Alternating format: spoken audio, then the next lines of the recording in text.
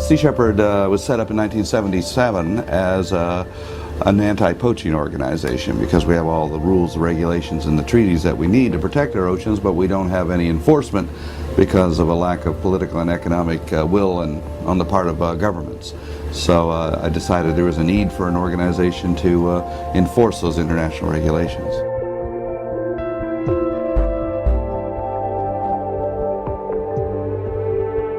Sea Shepherd's a volunteer organization, depends on volunteers. I mean, that's the kind of passion that we couldn't hire anybody to exercise in the field. So I prefer volunteers over professionals. This organization survives because of the volunteers on the ship, the volunteers on shore, and our support base on land.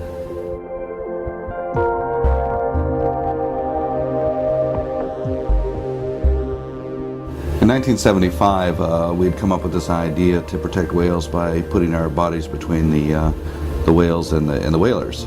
And reading a lot of Gandhi at the time, and we thought that this would be a tactic that would work. And Robert Hunter and I found ourselves in a small boat in front of a Soviet harpoon vessel. It was about 60 miles off the northern coast of California.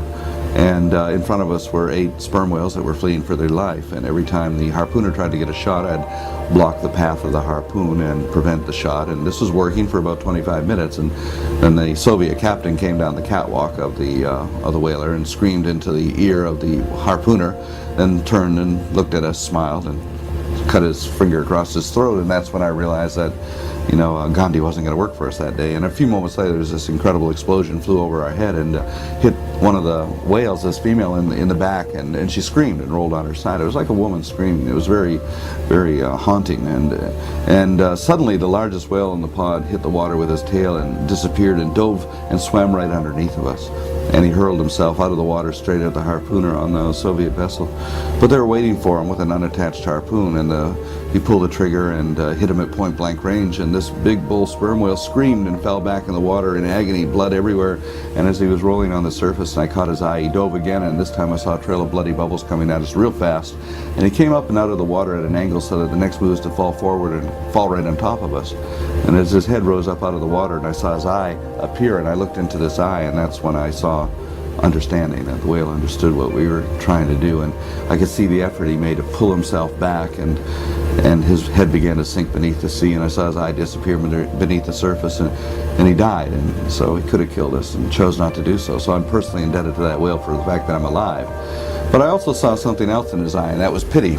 And not for himself, but for us, that we could take life so thoughtlessly, so remorselessly, and for what? What were the Russians killing these whales for? It wasn't for meat, it was for spermaceti oil, sperm oil used for lubricating high heat resistant equipment and machinery.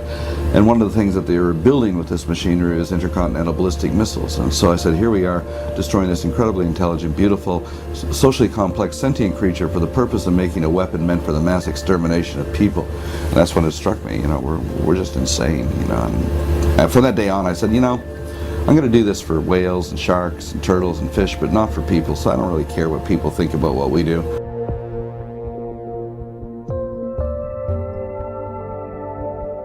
The most important thing to consider if we're going to have a future is the protection of biodiversity, especially in the oceans.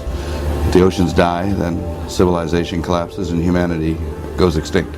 It's as simple as that. This is not the planet Earth, it's the planet ocean. And the oceans are absolutely essential for our survival. Right now, every single commercial fishery is in a state of collapse. The oceans are in trouble, the oceans are dying. I don't think of anything on this planet that is more important than the protection of our oceans, which is really the protection of our biosphere. That's more important than any other social issue that we can even imagine, because without a healthy oceans, there is no future.